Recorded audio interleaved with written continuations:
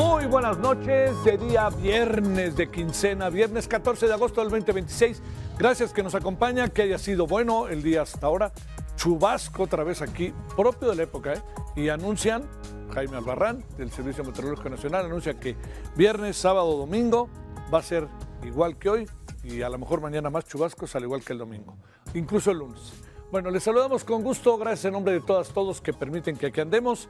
Estamos en el canal 8 de Televisión Abierta en la Ciudad de México, estamos en Total Play, 151 de Easy, 606 Star TV, red social X, @Heraldo-Televisión, red social X, @Heraldo de México. En nombre de todos que permiten que andemos por aquí, les saluda al servidor Javier Solórzano. El peso mexicano cerró la semana con buenas noticias frente al dólar. Y este viernes llegó a andar en menos de 17 pesos, terminó en 17.03 unidades por dólar. Alcanzó su mejor nivel de cierre desde mayo del 2024. Durante la jornada incluso llegó a bajar, le decía yo, a 16.98, 16.97. Es muy importante entender que son diferentes variables las que esto lo provocan, las que lo provocan. Una, recuerde que en buena medida el peso mexicano entra y sale y entra, como usted lo quiera ver, en función sube y baja, en función del dólar. O sea, sé que es muy obvio, pero digamos, del 100% de las razones por las cuales baja, un 80-75% tiene que ver con lo que le pasa al dólar. Pero las razones entonces son, ahí vamos, debilitamiento del dólar. Después de conocer datos económicos en Estados Unidos que apuntan a una mejor presión inflacionaria. Las ventas minoristas cayeron en 0.6% en julio, un dato que sorprendió al mercado y que reduce las expectativas de que la Reserva Federal tenga que endurecer su política de tasas. Así que el balance para el peso es positivo. Esta semana ganó 0.63% y en lo que va del año acumula una recuperación de 5.74%. Ahora los mercados van a estar pendientes de las señales que lleguen desde Estados Unidos y también de variables que sabe que están entre nosotros, ¿no? Todos lo sabemos, tensiones en Medio Oriente, lo que pueda pasar, ya sabe, Estados Unidos-Irán, Israel-Palestina, Israel-Irán, y pues todo esto en los próximos días sabremos. Le doy un dato que es interesante, digamos, no hay plazo que no se cumpla, se dice. En 81 días son las elecciones intermedias en Estados Unidos. Y las cosas no pintan bien para el señor Donald Trump. Entre otras razones es que puede perder el Congreso y entre otras razones es que su popularidad anda oscilando entre el 32 y 35%. Realmente baja. Pero hay otras variables. Mientras el dólar baja, otras cosas suben. Por ejemplo, el costo de la comida. La canasta alimentaria en las ciudades subió 3.8% durante julio. Y ese aumento quedó por encima de la inflación general, que fue de 3.1%. La inflación es otra variable. En estas contradicciones que tenemos ante la economía, la inflación se busca que sea de 3. Le quiero decir que este 3.1% es muy importante considerarlo, es uno de los mejores que hemos tenido en términos de los objetivos y de lo que significa el bolsillo del consumidor. El incremento fue menor de 2%. ¿Qué productos andan presionando más el gasto? Principalmente los alimentos y bebidas que se consumen fuera de casa. Además de los que usted seguramente lo ve, papa y cebolla. Son justamente algunos de los productos que más contribuyeron al aumento del costo de esta canasta. Esto de acuerdo con las cifras del INEGI. Aunque ahora el incremento sigue pegando al bolsillo. ¿Por qué? Porque hay un dato que vale la pena poner sobre la mesa. El aumento fue menor al registrado hace un año. En julio de 2025, la canasta básica alimentaria había subido 4.3% en las zonas urbanas, 2.9% en las zonas rurales. La cifra sirve como referencia para saber cuánto necesita una persona al mes. ¿Únicamente para qué? Pues para cubrir sus necesidades alimentarias. Para eso tenemos la canasta básica que subió en relación a la inflación. Ojo con eso. Sobre el nivel del dólar, ¿qué anda pasando con el dólar? hay muchas variables. Digamos, vuelvo a reiterar que el dólar se mueve, estamos en un proceso de deslizamiento desde hace décadas, y que el dólar se mueve en función, para nosotros, es lo que pasa con el dólar mismo, lo que pasa con la dinámica de los Estados Unidos y la otra variable, que es nuestra parte, porque se abren algunas expectativas con esto. ¿Podría crecer el país a final de año? Después de este primer trimestre tan rudo que tuvo el país, fíjese, podría crecer, según los pronósticos, hasta 1.5%. Yo sé que los dos, usted y yo, pensamos lo mismo. Es muy bajo. Hoy hay un artículo de Alejandro Werner que es sumamente interesante en Reforma, que vale la pena revisar por los debates que tenemos ante esto.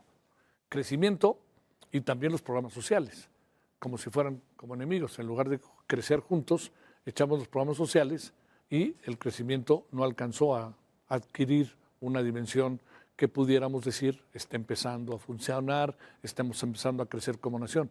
Son dos variables que mucho les da de repente por decir el crecimiento no importa, pero ¿cómo no va a importar? El crecimiento es lo que cada ciudadano puede empezar a tener en posibilidades económicas. Bueno, esto es, yo creo que hay que ponerlo en la mesa. Se convierte en algo sumamente interesante para lo que puede venir. Si es 1.5%, yo creo que sigue siendo bajo, pero para lo que pasó el primer trimestre, pareciera que hay signos que pudieran enderezar algunas cosas, pero seguimos estando lejos como país con 1.5. Y ese 0.5, ahorita escuchará a Alexis Milo, Carazas de Teleconomics, que dice, pues es 1.5, pues sí es bueno en función de lo que estaba pasando, pero también, parece que son grandes las expectativas, a lo mejor están pensando que es 1.5 y lo ven como algo muy bueno, muy importante y hasta allá vamos. Pero el problema es si vamos o no vamos a ese 1.5. A ver, esto nos dijo Alexis. Hay varias cosas confluyendo aquí. En primer lugar, pues México está registrando un superávit comercial fuerte, que no es del todo buena noticia, porque quiere decir que está creciendo la economía y sobre todo el consumo en Estados Unidos y las importaciones mexicanas, el consumo nacional no está creciendo tanto y por eso tenemos superávit, pero mal que bien se refleja en mejores cuentas externas. Las remesas siguen llegando, a pesar de todo el impacto negativo que ha habido por la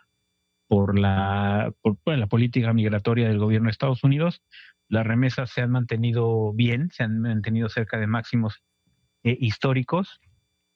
De alguna manera, las condiciones macroeconómicas siguen relativamente bien. El gobierno tiene finanzas públicas, y ahorita hablamos de esto del presupuesto, tiene finanzas públicas razonablemente buenas en el primer semestre.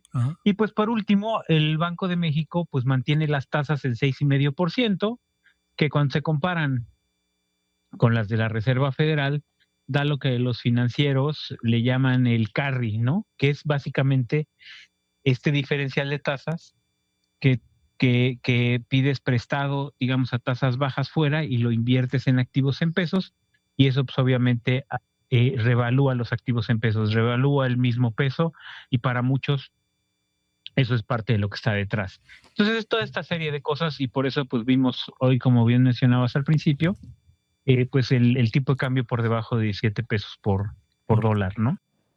Fíjese, 16.97 el dólar. Es importante.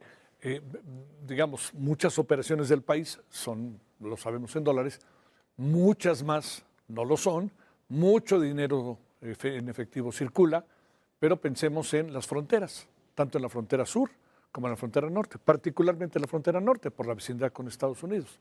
Entonces ahí la frontera en muchos, digamos, está muy dolarizada, ¿no? Puede uno ir a muchos lugares en la frontera y paga en dólares, desde la frontera mexicana. Y Estados Unidos los estadounidenses, cuando vienen a México, hacen negocios o vienen de paseo, lo que quiera, también pues pagan en dólares, no se preocupan por cambiar dólares a peso.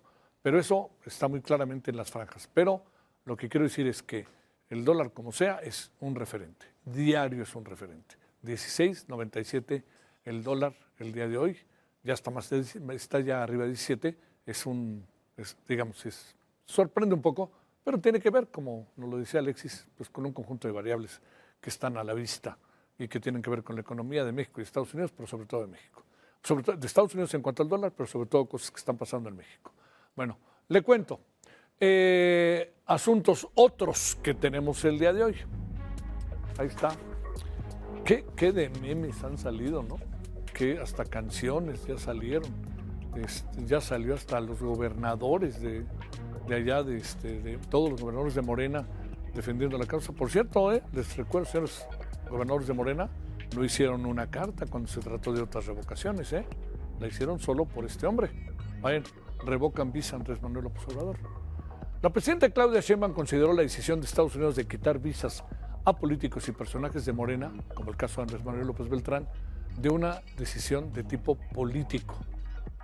Pues claro que lo es. Es una decisión de tipo político que tiene que ver con lo que Estados Unidos ha investigado. Es un privilegio que Estados Unidos le ofrece a los que tienen visa. Les da la visa para el privilegio de ir a su país.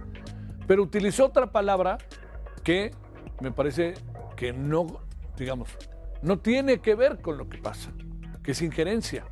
O sea, le quita la visa y punto. No está haciendo otra cosa. Injerencia hubiera sido que viniera por él, le quitara el pasaporte y se lo llevara, o la visa y se la llevara. No, ni eso, chihuahuas. El asunto es que no es injerencia, es un privilegio que Estados Unidos ofrece y que no tiene por qué explicar por qué razón quita la visa, porque es un privilegio. Yo te doy el privilegio, aquí está. Ahora, ¡pum!, te lo quito. Así es lo que está haciendo Estados Unidos. No estoy diciendo que me guste, pero estoy diciendo como la explicación del marco general de todo esto. Jueves, o sea, ayer, 20 homicidios. México registró ayer, jueves 13 de agosto, un total de 20 homicidios. La cifra diaria más baja en lo que va de la actual administración. Por otro lado, 21 de los 32 estados no registraron un solo homicidio doloso durante todo el día de ayer. Aquí estamos en un asunto delicado, con cómo estamos midiendo todo esto. ¿Cómo le estamos haciendo para medir todo esto? Y qué tanta información, la información es precisa, es fidedigna, es clara en los estados de la República Mexicana cuando se mandan al Secretariado de Seguridad. Eso es lo que estamos viendo. Pero hay un hecho, sin duda, hay una tendencia a la baja. La presidenta quiere 40 homicidios diarios. Está ahorita en 42, 43 por ahí la tasa. Pero lo que quiero referir es, hay una tendencia a la baja, pero lo que está pasando es cómo se está midiendo, no deja de ser un asunto muy importante para tener también como otro referente de este descenso lo que pudiera ser el tema de los desaparecidos. ¿Qué pasa con la delincuencia organizada? La delincuencia organizada mata lo que usted quiera y los deja en la calle, no, los entierra, los deja en fosas clandestinas. Entonces, ¿qué información podemos tener? Es muy difícil, es muy difícil. No estoy diciendo que esto significa que está mala medición, no, sino que hay variables que también hay que considerar para tener un mejor criterio de las cosas y para tener políticas públicas. Bueno, le cuento, si usted es futbolero o no, le diría que si es futbolero, le hago la pregunta, ¿qué piensa de que el fútbol mexicano no tenga ascenso a Primera División? O a lo que se llamaba Primera División. Bueno, no es un asunto nuevo, no es un asunto nuevo. Le quiero decir que el Atlante tomó la plaza de Mazatlán, con todo lo que significa, incluso en dinero. Y está jugando en el Azteca. El Atlante está en Primera División. El Atlante había sido campeón en varias ocasiones en Segunda División, en la división de ascenso, o expansión, que le llaman. De expansión ya no tiene nada. Y entonces subió el Atlante por esto, porque el dueño del Atlante se movió donde se tenía que mover, hizo lo que tenía que hacer, y es un hombre de convicción y se echó para adelante. Y hubo muchas divisiones entre los del ascenso, por la decisión del Atlante y por cosas que hizo la directiva del Atlante. Bueno, esta polémica está llegando a muchos lugares. Uno de ellos es la cancha. Los jugadores de la división de ascenso lo que están haciendo es parar el partido, o antes de que empiece el partido, hacen un alto para manifestar, a pesar de que el tiempo corra del juego, nadie se mueve para manifestar su crítica. Bueno, ascenso y descenso en el fútbol mexicano. Los clubes de la Liga de Expansión ya fueron de nuevo una cosa que se llama el TAS, para exigir un tribunal, para que regrese el formato que les permita subir a la máxima categoría. Sin embargo, un señor que se llama Francisco Iturbide, presidente ejecutivo de la Liga MX, aseguró que el actual modelo hace inviable la movilidad entre categorías. déjeme decirle que México es de los pocos países en el mundo que no tiene ascenso-descenso. Nomás tiene los de arriba. Entonces, los de arriba, de alguna manera, no nos hagamos, se premia la mediocridad. ¿Qué es lo que pasa con el equipo que queda en último lugar? Pues en el fondo de la primera división, en el fondo le vale, ¿no? Antes se pagó una multa, ahora ya ni esa multa se va a pagar. Y entonces, vamos a suponer que quede en último lugar en América, y colorín colorado no pasa nada porque sabe el América que nunca se irá a segunda división. Y como digo el caso del América con toda intención, digo el de cualquier equipo, ¿no? Es algo que vamos a platicar con los directivos de la UDG, equipo de gran tradición, que jugó en primera división, que subió y luego bajó y que pues son de los afectados.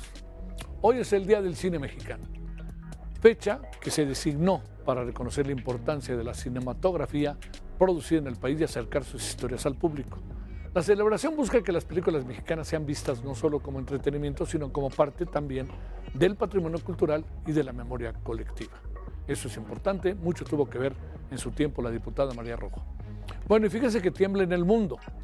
2 fuertes sismos sacudieron distintas regiones del mundo este día.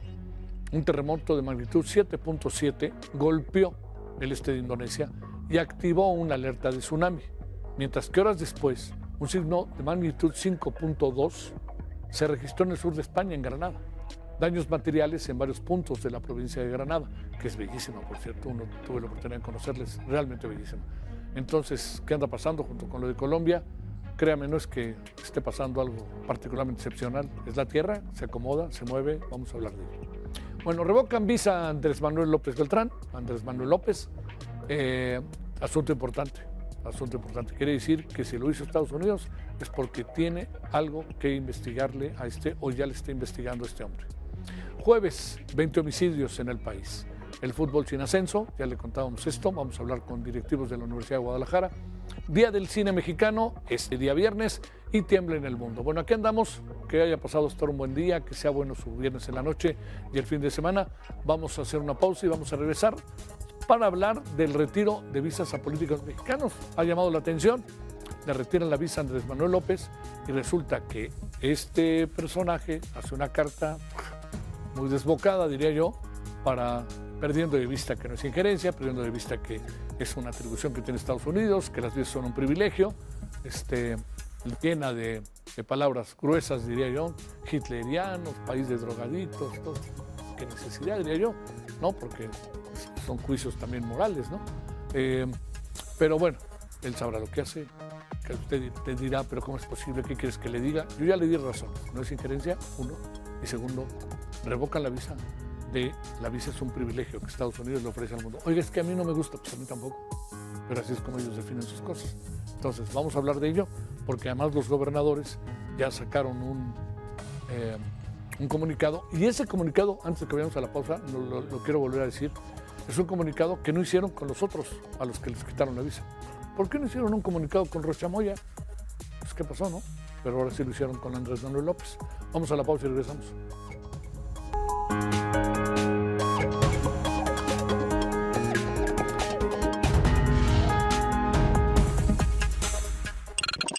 Esta cancelación de visas que han hecho, ellos le llaman a personas políticamente expuestas,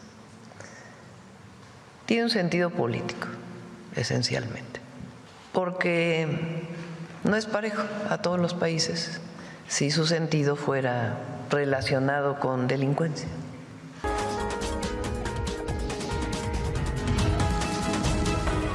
Es que es con delincuencia en el caso de México en la relación bilateral, ¿no? En otros espacios habrá que ver qué sucede, ¿no? También de repente no sabemos a cuánta gente le han quitado la visa, ¿no? Fuera de México, o sea, fuera de nuestro país. Ayer se dio a conocer, más bien dio a conocer a Andrés Manuel López que le habían quitado la visa. Le habían quitado la visa y el pronto. Y entonces, pues como se imagina,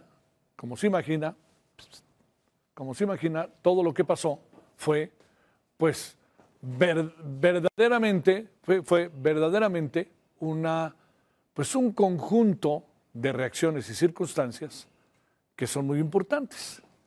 Andrés Manuel López le mandó una carta al presidente Donald Trump, una carta que ha sido muy mencionada también y ha sido para algunos una toma de posición política, etcétera, pero para mucha gente ha sido totalmente fuera de lugar. Fue tomada por el secretario de Estado, la decisión fue tomada por el secretario de Estado de los Estados Unidos, Marco Rubio, y por el subsecretario Christopher Landau. Christopher Landau, por cierto, fue embajador de Estados Unidos en México. Manifestó que esta medida evidencia una enfermiza fobia conservadora en contra de Morena y de sus dirigentes. De Morena y de sus dirigentes. La presidenta Sheinbaum, ya escuchó usted, aseguró que la cancelación de visa tiene un sentido esencialmente político. Por supuesto que sí.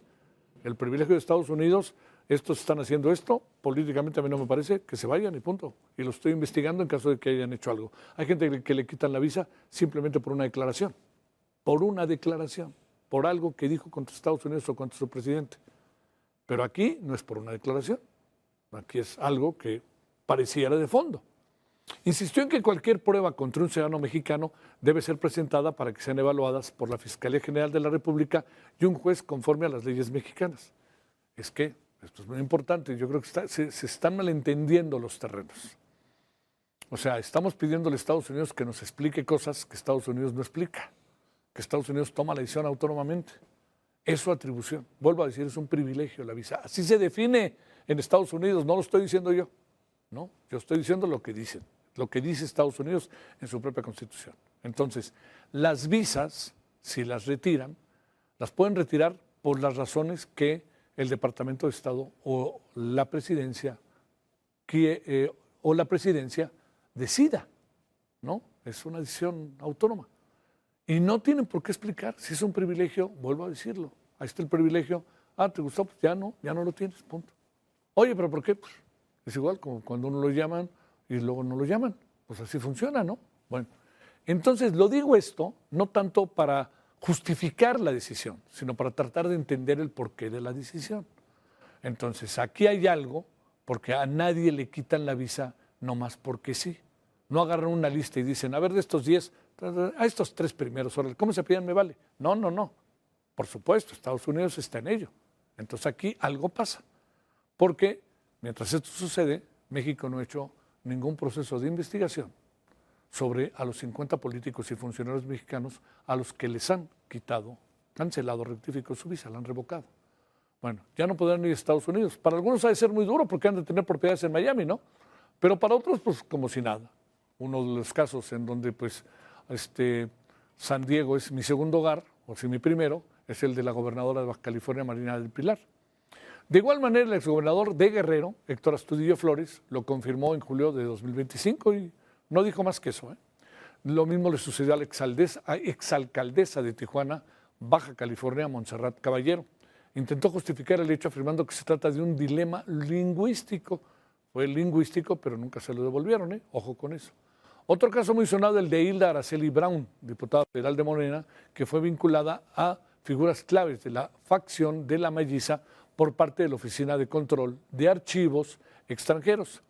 Y el caso de Andrés Manuel López Beltrán, que es este último, que es el que evidentemente más ha llamado la atención. El subsecretario de Estado de Estados Unidos, Christopher Landau, quien también es conocido, así le han puesto el quitavisas, publicó una foto suya donde aparece el texto. Esto en inglés, ¿no? Are you enjoy the show? Están disfrutando el espectáculo y le dicen refill, o sea, ponle más, llena de nuevo tu cartón de palomitas porque te va a encantar la siguiente parte. Aunque el mensaje no menciona directamente a López Beltrán, se relaciona con que le hayan revocado su visa. Hoy me decía Odrasir hace rato que cree que este mensaje también ya lo había usado en otra ocasión el señor Landau, que él tiene la impresión de que hace como un año o menos lo había usado. El asunto está en que en la cuenta de Christopher Landau otra vez apareció esto hoy. O sea, no fue un refill, para decirlo, de lo que había pasado hace un año o algo parecido. Pero me lo decía Odrasir, no me lo decía me dice creo, me dijo, ¿no?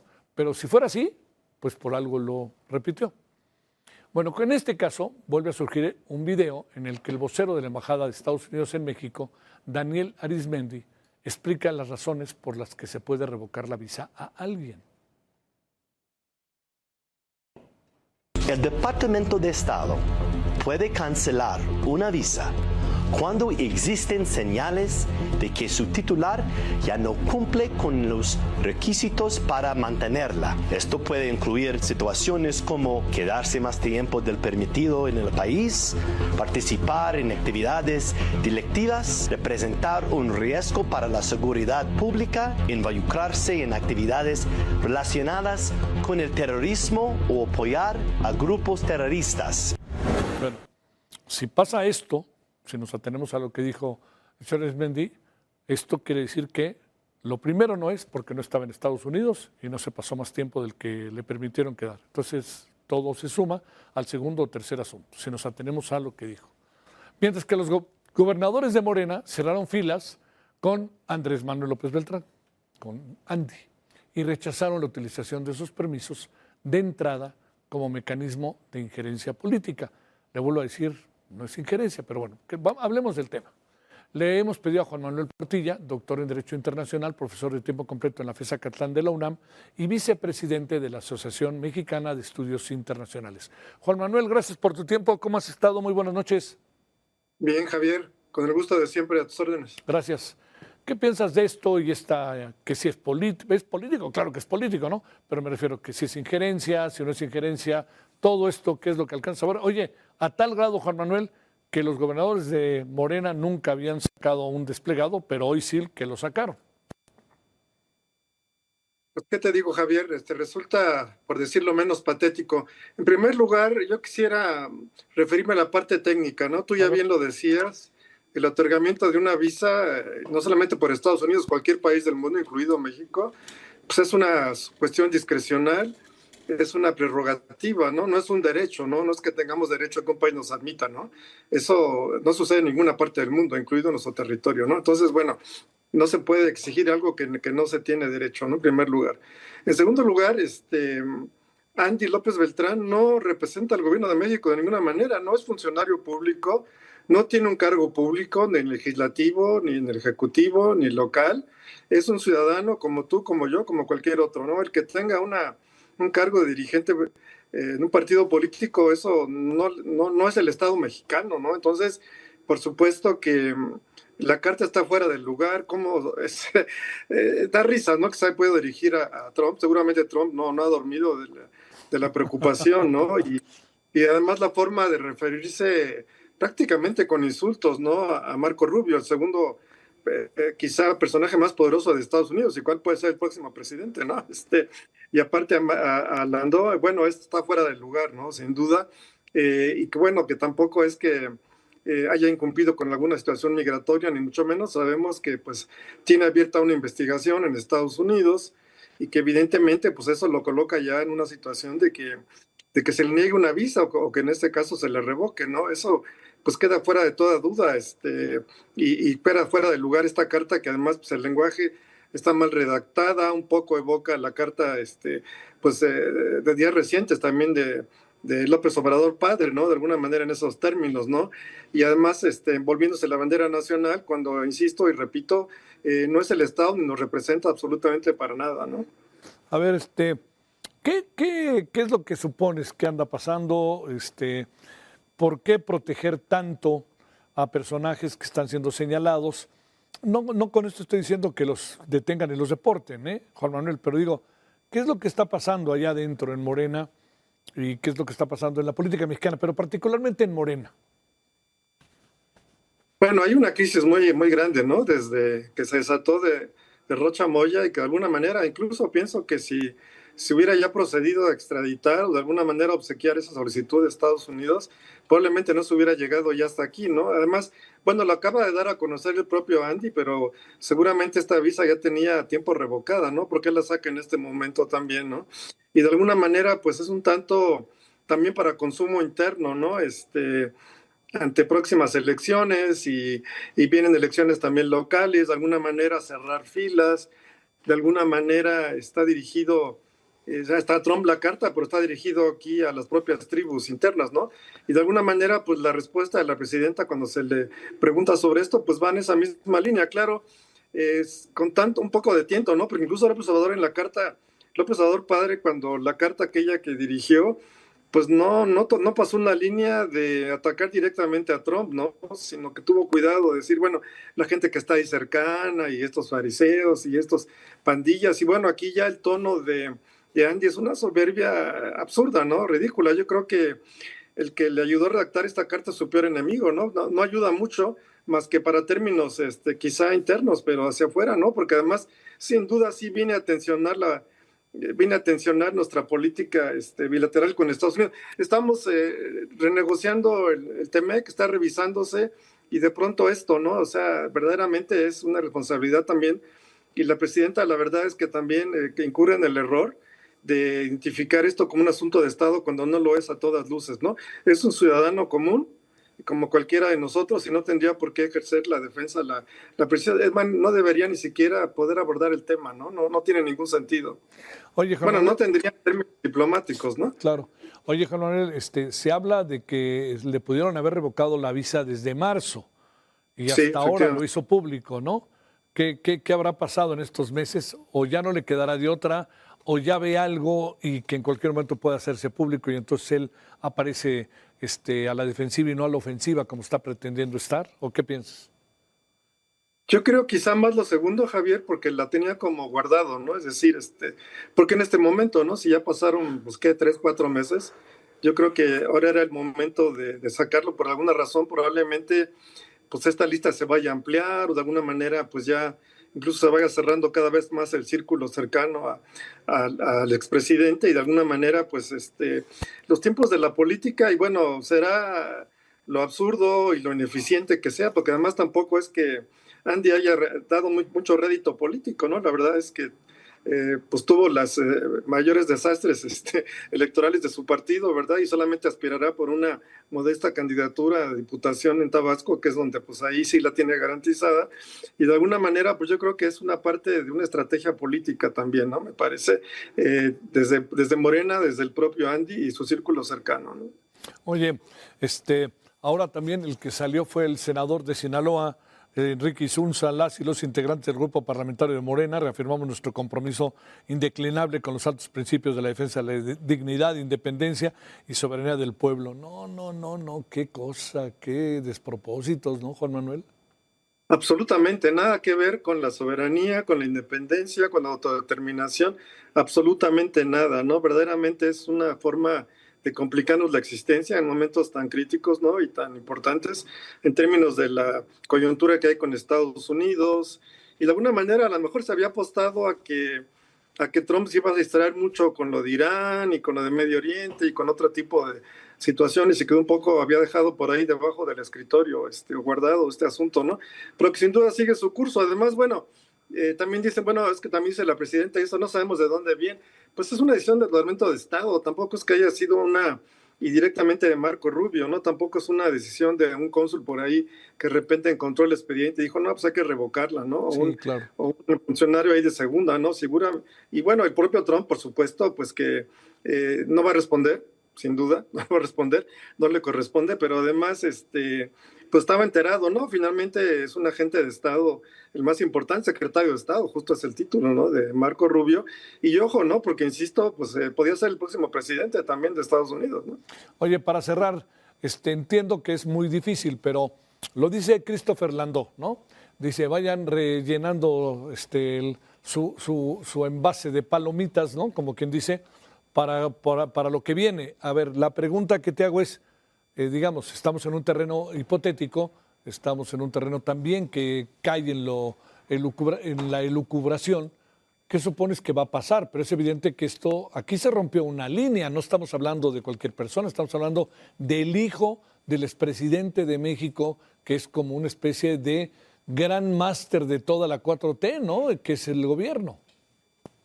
Pues sí, porque mira, incluso en la carta misma alude que es un ataque contra el padre, ¿no? Entonces, de alguna manera por ahí se está tratando de enfocar el asunto. Además, Javier, ahorita es un momento muy delicado. Ahorita tú sabes que esta cumbre como en Panamá, que se autorizaron ya incursiones incluso terrestres, en que se defina esto en qué consista, porque ya teníamos desde el año pasado estas incursiones en el mar y de otro tipo aéreas, ¿no? Que había llevado Estados Unidos y bueno, eso pues es una asunto muy delicada, ¿no? Como qué necesidad había ahorita de patear el avispero, ¿no? Entonces yo creo que es muy delicado, muy irresponsable, y pienso que la presidencia de la República debe ser más cauta en este sentido, ¿no? Y no engancharse, porque pareciera que es un ataque al gobierno, que es un ataque. Además, digo, se habla del movimiento. El movimiento no es el Estado mexicano, ni lo fue el PRI, ni lo fue el PAN, ni ningún régimen, ¿no? Sí, Estamos claro. hablando del Estado mexicano. ¿Qué tiene que ver con nuestra política exterior? ¿Qué tiene que ver con el Estado? ¿Por qué el legislativo se pone en esta situación también de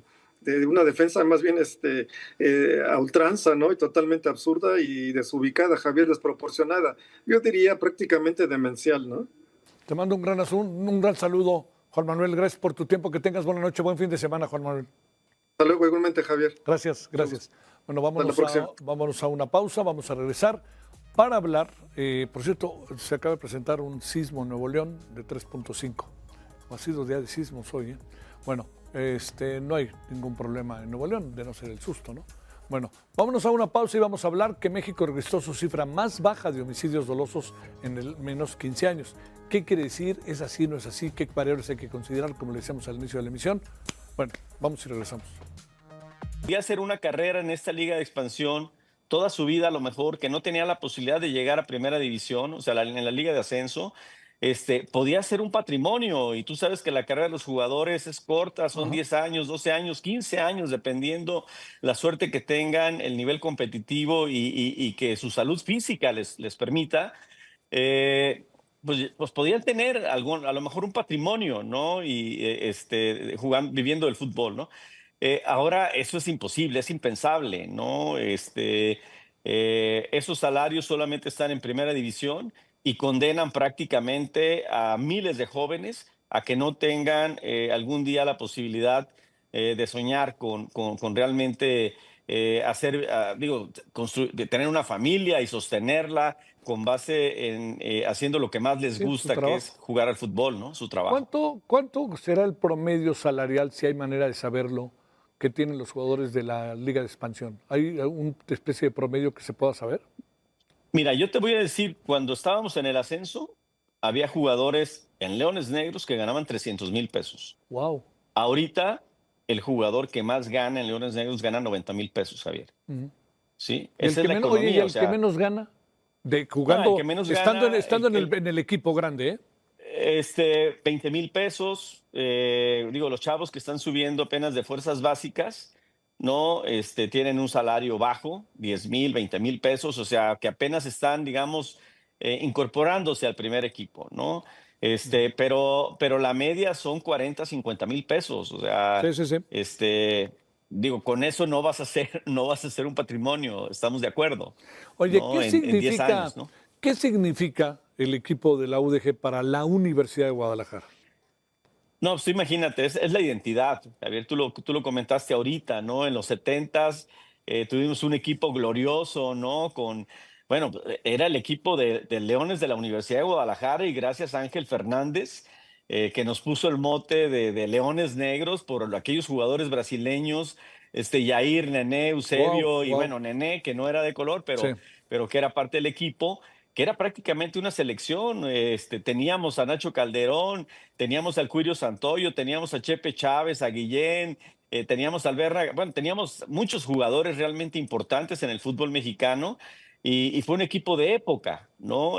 Después vino una segunda etapa a finales de los 80s con Daniel Guzmán, con Mora, con Poncho Sosa, que es nuestro actual entrenador, con leyendas como el Vikingo Dávalos, con Luis Plasencia, ¿no? Que era un jugadorazo, el caso del Tiburón Rodríguez, en fin, había realmente jugadores extraordinarios, era una cantera importante, la de la Universidad de Guadalajara, y bueno, lamentablemente a principios de los 90, en el 94, deja de existir el equipo en primera división, y luego tuvimos una posibilidad de ascenderlo hace ya 12 años, en el 2014-15, ascendimos a primera división, estuvimos un año en primera división, descendimos Ascendimos deportivamente, descendimos deportivamente, no hay litis, no hay nada que reclamar, ¿no? Sí, sí, Como sí. sucede en las mejores ligas de Europa. Del mundo, claro. Sí, claro, o sea, Oye, las mejores ligas Sí. de Europa y de América Latina, ¿eh? Y de América Latina, claro, por supuesto. Aquí se extrañan mucho y demeritan el trabajo que se hace, que es una narrativa que han venido construyendo para tratar de demeritar lo que se hace en la Liga de Expansión. Tú lo comentabas muy bien ahorita, o sea, realmente hay alta competencia en esta categoría y no por nada en este Mundial pasado, jugadores que empezaron aquí, o sea, Julián Quiñones que empezó en el Querétaro, Johan Vázquez y César Montes, que iniciaron que estuvieron en Cimarrones, Sí, sí, el sí. caso de Romo, que también estuvo en Cimarrones, el Chino Huerta y Cendejas, que Cendejas fue a la selección de Estados Unidos en el Mundial, estuvieron ¿cómo se llama? En Zacatepec, el Piojo Alvarado, que salió del Celaya, el caso del Tala, Rangel, de Mateo Chávez, de la Hormiga, que salieron del Tapatío. Digo, realmente es una categoría que le hace mucho bien al fútbol Ajá. mexicano y que lamentablemente tiene A no ver, tiene respaldo. sí. No tiene respaldo. Todos los recursos de la selección nacional, todo lo que genera la selección nacional se queda solamente entre 18 equipos. A ver, déjame plantearte, y mira que vienen algunos, como bien decías ahorita, en la Liga de Expansión. Déjame plantearte un asunto final. ¿Han pensado desafiliarse? No, claro que no, porque tenemos derecho a pelear por el ascenso, Javier. Hay realmente empresarios muy exitosos que compraron equipos en esta categoría y se los vendieron con la promesa de que iba a regresar el ascenso. O sea, el Tampico, por ejemplo, fue vendido, lo que es ahora La Paz. Sí. Alejandro Irarrágorri lo vende a Arturo Lomelí, que es, Arturo Lomelí es uno de los 3 tequileros más importantes de México, Sí, ¿no? sí. Y es el dueño de La Paz. Tiene un equipo en Portugal que se llama el Chávez, de donde salió Bociña, famosísimo en este mundial. Bueno, se lo vendieron con esa promesa. El caso de Cancún, que es un fondo de inversión importante, que tenía a Leganés, que ascendió con el Leganés en España, sí, duró un año y al siguiente año descendió, pues como es en todos lados, Sí. en Inglaterra, en la Premier. Ha habido ocasiones que los 3 equipos que ascienden al siguiente año descienden. Así es la competencia, hombre. No, Bueno, oye, no nos debemos el Oviedo, asustarnos, ¿no? oye, el El Oviedo, Oviedo, que tanto claro. nos dolió. Sí, Sí. claro. Entonces, están otros dueños como, por ejemplo, Eduardo López, una familia zacatecana muy importante, exitosa, dueños del viñedo Tierra Adentro, ahí en Zacatecas, que le han metido mucho dinero a construir incluso unas instalaciones deportivas preciosas ahí en el viñedo, con la promesa también de que teníamos que cumplir con ciertos requisitos para poder ascender, o sea, la famosa certificación.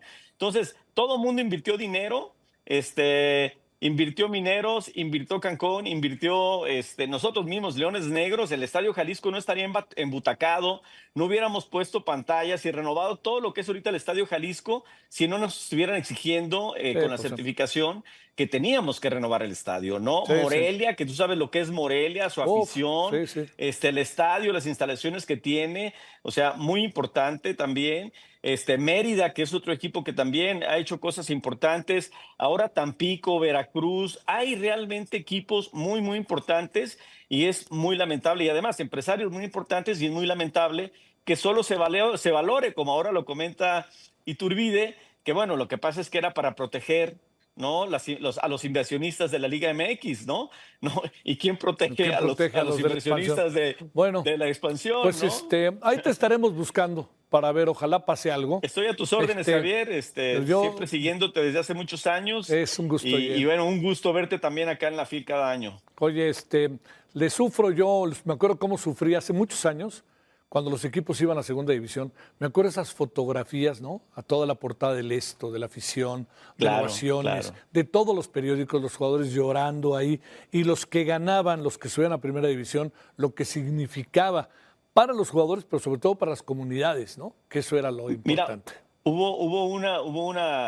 un comentario que hace Andrés Lilini, Sí, que está trabajando con selecciones nacionales, que dice, bueno, el carácter de los jugadores se forma más compitiendo ¿sí? Por ascender, ¿sí? O peleando por no descender que por ser campeones. Sí. Y tú mira, ¿no? y O sea, mira, oye, realmente, y mira lo que ha hecho sí. Lilini, ¿eh? Y mira lo que ha Claro. hecho, ¿eh? Bueno, Claro, bueno, te claro, mando, gente que sabe. nos veremos en la FIL. Claro que sí. Un abrazo, Javier. Un abrazo. Hasta luego. Hasta luego. Gracias. Bueno, vamos a una pausa. Perdón, creí que vamos directamente ya con... Nos falta un temita padrísimo. ¿Usted hubiera visto en Argentina el drama que fue para Argentina que el River Plate hace algunos años se fuera a segunda división?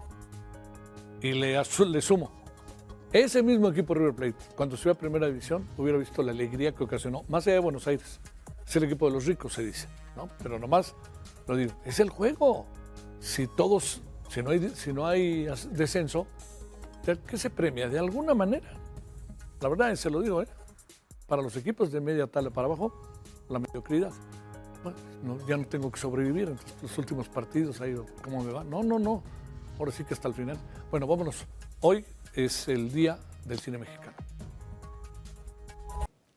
Yo le dije que el Día del Cine Mexicano, el Día del Cine Mexicano era hoy, no, es mañana, perdóname, es 15 de agosto.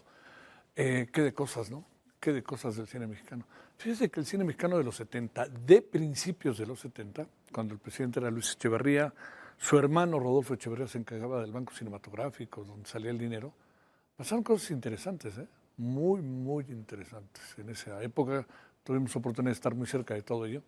Cineastas excepcionales, maravillosos y temáticas sociales sumamente atractivas. Bueno, pero pues estamos en esto, ¿no? Le agradecemos profundamente que esté con nosotros Jesús Chavarría para que hablemos de esto. Jesús, gracias por tu tiempo. ¿Cómo te va? Muy buenas noches. ¿Cómo has estado? Muy bien, muy buenas noches. La verdad es que pues aquí andamos, ¿no? Disfrutando de lo que más nos apasiona, que es el cine, y obviamente compartirlo en estos espacios siempre es genial. Te agradezco mucho la invitación. Es un gusto. A ver, ¿qué reflexiones? A ver, reflexiones, ahí tenemos 5 minutos, algo así. ¿Qué reflexiones haces sobre esto, tomando en cuenta que luego de repente, bueno, han pasado muchas cosas? Adelante, mejor no me adelanto. Adelante. No, pues yo la verdad es que creo que cada vez ha arraigado mucho más este tipo de celebración.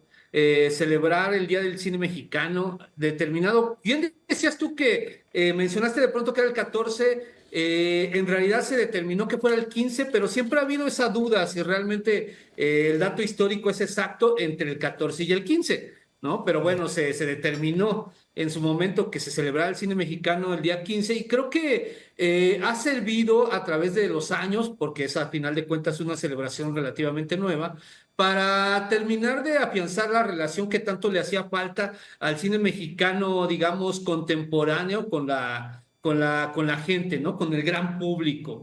La verdad es que es un vínculo que se rompió desde el siglo pasado y que no había podido recuperarse, que se ha costado, ¿no? Sobre todo porque empezó a haber mucho prejuicio alrededor de lo que eran las producciones mexicanas. La gente de pronto, al escuchar que era una producción nacional, preferían no ir a verla, preferían otro tipo de oferta. Sin embargo, con este tipo de estrategias han logrado fortalecer este vínculo, volver a impulsarlo y sobre todo a partir, creo yo, de lo que es la Cineteca Nacional, que después de su remodelación terminó por convertirse en el corazón, ¿no? Cinéfilo de nuestro país, y más ahora con sus dos nuevas series, que por cierto también celebran su aniversario. Este día 15 también se celebra el 3er aniversario de la Cineteca de las Artes y el 1er aniversario de la Cineteca Chapultepec.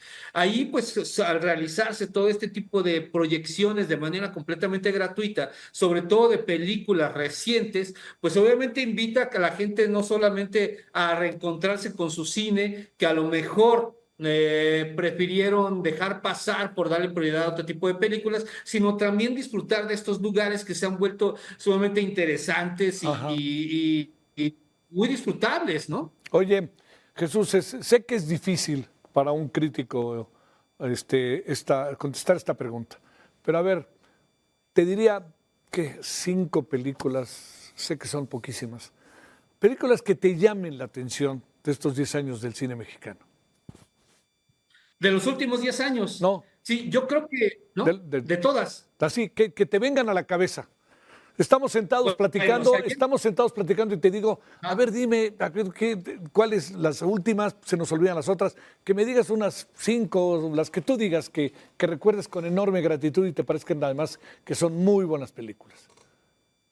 No, yo de entrada, la primera que yo tendría que citar, obviamente es la clásica de Macario. Me parece Sí. que es una película pensable que todo mundo tiene que haber visto, porque es de esas películas que además, basada en un cuento, terminó pasando a ser parte de la cultura popular, incluso a referirse como si hubiera sido una anécdota real. ¿No? Eso es lo que consiguió esa película. Entonces yo pensaría en Macario. También de inmediato me llega a la cabeza Los Caifanes, por Claro, ejemplo, ¿no? claro.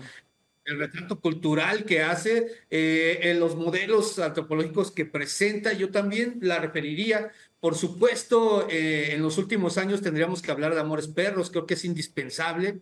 Esa se ha celebrado muchísimo y todo el mundo la ubica, entonces yo también creo que no hace falta quizás la recomendación, pero es una película que realmente vale la pena, a la que hay que ponerle atención. Yo creo que un poco antes de esa película, pues está la de Solo con tu pareja, ¿no? Que creo Sí. que fue ¿Cómo no? ¿no? O sea, cómo retrataba el momento con una comedia totalmente funcional y nos daba la vuelta a lo que estábamos acostumbrados con respecto a lo que se hacía en cine mexicano. En ese momento era raro que encontraras 1 o 2 películas en la cartelera y llegó Solo con tu pareja y me parece una pequeña joya. Y por supuesto, por ejemplo, aquí estábamos viendo la película de Nosotros Nobles, me parece que también podría valer la pena darle un vistazo, ¿no? Y yo creo que por ahí estaría La Ley de Herodes de Luis Estrada. Me parece importantísimo.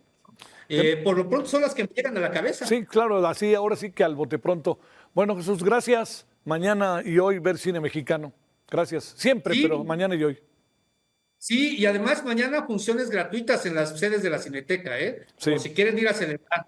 Te mando un gran saludo. Pero Gracias. igual, un gran saludo, muchas gracias. Siempre es un gusto, gracias. Bueno, nos vamos. Aquí estaremos mañana, no, perdónenme, el próximo lunes a las 20 horas en hora del centro. Estaremos a través del 98.5 de FM, Heraldo Radio, diferentes estaciones en el país, el portal, en Referente, y a las 21 horas en hora del centro aquí en Heraldo Televisión, Referente de la noche. Bueno, cargue baterías, pásela bien.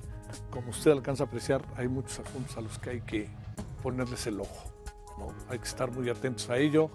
Son la revocación de visas, la semana que entramos en un momento ya mucho más intenso de la regulación, el tema de las audiencias, el derecho de las audiencias, el tema del derecho de réplica. Y recuerde, ya acaba el mes y a partir del 1 de septiembre entraremos en el terreno ya del nuevo periodo ordinario de sesiones, en el cual, voy adelantándole, se van a dar con todo. Bueno, pásela bien, buenas noches, descánsele, adiós.